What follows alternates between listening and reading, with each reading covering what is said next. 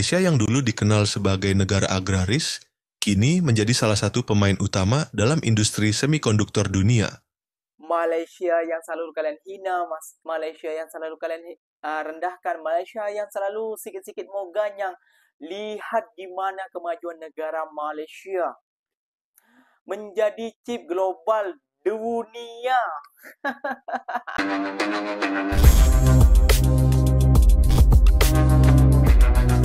Assalamualaikum warahmatullahi wabarakatuh, geng. Berjumpa lagi bersama saya, Iki. Gimana kabar-kabar saudara-saudara, sahabat-sahabat saya? Semoga kabar kalian selalu baik-baik saja. Dilindungi oleh Allah Subhanahu wa taala, dijauhkan dari segala bala musibah dan diberi umur panjang. Amin ya rabbal alamin. Oke, yang seperti biasanya di video kali ini Ikinya akan reaction beberapa video yang telah di-tag maupun yang telah terjumpa di TikTok. Dan di video kali ini Ikinya akan reaction sebuah video yang Malaysia yang selalu kalian hina, yang selalu kalian rendahkan, yang selalu kalian ajak gaduh dan selalu kalian ucapkan ganjang Malaysia, ganjang Malaysia. Malaysia sudah menunjukkan taringnya di dunia, geng. Kenapa Ikinya bisa bilang begitu? Malaysia jadi raksasa chip dunia. Apa Indonesia bisa menyusul? Oh, tentu tidak ya, geng. Ya, karena Indonesia masih banyak kekurangan, geng. Masih banyak kasus-kasus yang belum diselesaikan, geng. Dari kasus oplos LPG, kasus emas yang dioplos, kasus Pertamina minyak dan minyak goreng, dan sekarang beras juga dioplos, geng. Tak tahu lagi lain apa lagi nanti akan mungkin orang-orang akan dioplos juga kalau di negara Indonesia ini ya, geng. Ya, gak tahu, geng, kapan Indonesia akan menyusul seperti negara jiran Malaysia. Taunya cuma bisa menghina jiran Malaysia, taunya cuma menyinyir, merendahkan dan bilang dan sebagainya. Ganyang sikit-sikit kesalahpahaman, ganyang Malaysia. Waduh, ini pemikiran yang lol menurut Ikinya, geng. Ya, seharusnya kita berpikir keras lagi. Kenapa Malaysia bisa seperti itu majunya? Apakah karena rakyatnya, ataupun kerajaannya, ataupun para pemimpin-pemimpinnya? Seharusnya kita harus belajar dari negara Malaysia, geng. Gak usah jauh-jauh belajar ke luar negeri, ke Eropa, ke mana-mana, geng. Sedangkan Eropa saja kagum kepada negara Malaysia, geng. Oke, tentunya kalian sudah penasaran videonya seperti apa? Jom kita simak bersama-sama. Namun sebelum simak, jangan lupa dulu, geng, sokong channel ini dengan cara apa? Subscribe, like, comment, and share-nya. Apa bunda, silahkan komen di bawah. Janji, jangan gaduh. Oke, kita simak dulu videonya.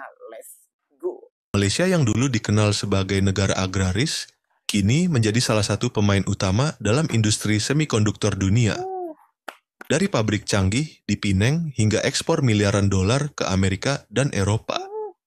Tapi, bagaimana Malaysia bisa sukses? Apa rahasia di balik kehebatan mereka? Dan apakah Indonesia bisa meniru jejak ini? Semua jawabannya ada di video ini. Apakah Indonesia bisa? Pemain utama di industri chip dunia. Malaysia bukan sekadar negara wisata atau penghasil kelapa sawit. Negara ini kini menjadi salah satu pusat manufaktur semikonduktor terbesar di dunia. Industri chip Malaysia menyumbang lebih dari 13% dari total produksi semikonduktor dunia. Ekspor produk semikonduktor Malaysia mencapai lebih dari 120 miliar dolar per tahun. Lebih dari 50 perusahaan teknologi global, termasuk Intel, AMD, TSMC, Broadcom, dan Infineon, memiliki pabrik besar di Malaysia. Kenapa industri chip ini begitu penting? Semikonduktor adalah otak dari semua perangkat elektronik yang kita gunakan setiap hari. Ponsel dan laptop, mobil listrik dan kendaraan pintar, kecerdasan buatan, AI, sistem pertahanan militer satelit, dan komunikasi global. 2. Rahasia sukses Malaysia. Langkah cerdas selama 50 tahun. Bagaimana Malaysia bisa mencapai level ini? Semua berawal dari strategi visioner mereka sejak tahun 1970-an. Satu, mendirikan Free Trade Zone (FTZ) di Penang. Pada tahun 1972, Malaysia melihat peluang besar di industri teknologi dan mulai mengundang perusahaan asing untuk membangun pabrik di zona ekonomi khusus tanpa pajak besar. Keputusan ini membuat raksasa teknologi seperti Intel, AMD, dan Motorola tertarik berinvestasi dan menjadikan Malaysia sebagai basis produksi utama mereka di Asia. Penang kini dikenal sebagai Silicon Valley of the East karena banyaknya pabrik dan pusat riset semikonduktor. Dua fokus pada tenaga kerja terampil. Malaysia sadar bahwa industri chip membutuhkan SDM yang ahli dalam teknik dan teknologi tinggi. Pemerintah Malaysia mulai membangun universitas teknik dan politeknik khusus elektronik dan semikonduktor. Hasilnya, insinyur dan teknisi Malaysia kini diakui sebagai tenaga kerja terbaik di industri chip global. Investasi besar-besaran dalam infrastruktur. Malaysia mengembangkan pelabuhan modern, listrik stabil, dan jaringan internet berkecepatan tinggi untuk mendukung industri ini. Dengan infrastruktur yang solid, biaya operasional jadi lebih rendah dan efisiensi produksi meningkat. Kebijakan pro-bisnis dan stabilitas politik. Malaysia menawarkan insentif pajak, regulasi fleksibel, dan lingkungan bisnis yang stabil, sehingga investor merasa aman untuk berinvestasi dalam jangka panjang. Bandingkan dengan negara-negara lain yang sering mengalami perubahan kebijakan yang drastis, Malaysia lebih menarik bagi perusahaan asing. Bagaimana posisi Malaysia dibandingkan negara-negara lain di industri chip? Taiwan, TSMC, dan Korea, Samsung, masih mendominasi desain dan fabrikasi chip tingkat tinggi. Malaysia unggul dalam sektor assembly, testing, dan packaging chip yang merupakan tahap penting dalam rantai pasokan semikonduktor. China sedang berkembang pesat, tapi masih menghadapi sanksi dari Amerika Serikat. Malaysia kini menjadi pilihan utama bagi perusahaan Amerika dan Eropa sebagai alternatif selain China. 4. Tantangan besar. Meskipun sukses, Malaysia menghadapi tantangan besar yang bisa mengancam dominasinya di industri ini. Ketergantungan pada perusahaan asing.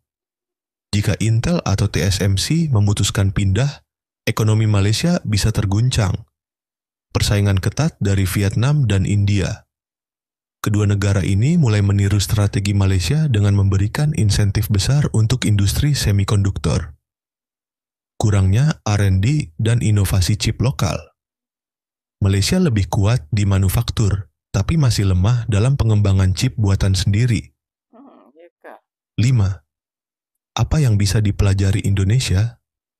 Jika kita mau belajar dari strategi mereka, langkah yang harus diambil Indonesia, membangun free trade zone khusus semikonduktor seperti di Penang, investasi besar-besaran dalam pendidikan dan tenaga kerja teknik, menawarkan insentif pajak untuk menarik perusahaan chip dunia, mengembangkan ekosistem R dan D agar kita bisa menciptakan chip sendiri, memperkuat kerjasama dengan Taiwan, Korea, dan Amerika Serikat di industri semikonduktor. Malaysia telah membuktikan bahwa negara Asia Tenggara bisa menjadi superpower di industri chip dunia. Sekarang pertanyaannya, apakah Indonesia bisa menyusul? Apa pendapat kalian? Malaysia yang selalu kalian hina, Malaysia yang selalu kalian rendahkan, Malaysia yang selalu sikit-sikit mau ganyang. Lihat gimana kemajuan negara Malaysia menjadi chip global dunia. Kalian mau belajar ke Eropa, mau belajar ke USA, sedangkan US dengan Eropa itu menanamkan modal ke Malaysia. Seharusnya kita mau belajar ke negara Malaysia. Malu dengan negara Malaysia. Kapan kita seperti negara Malaysia? Masa kayak gini-gini terus? Masa kita kalah terus dengan negara Malaysia? Malaysia sudah mendunia, sedangkan kita masih pelangak-pelongo aja.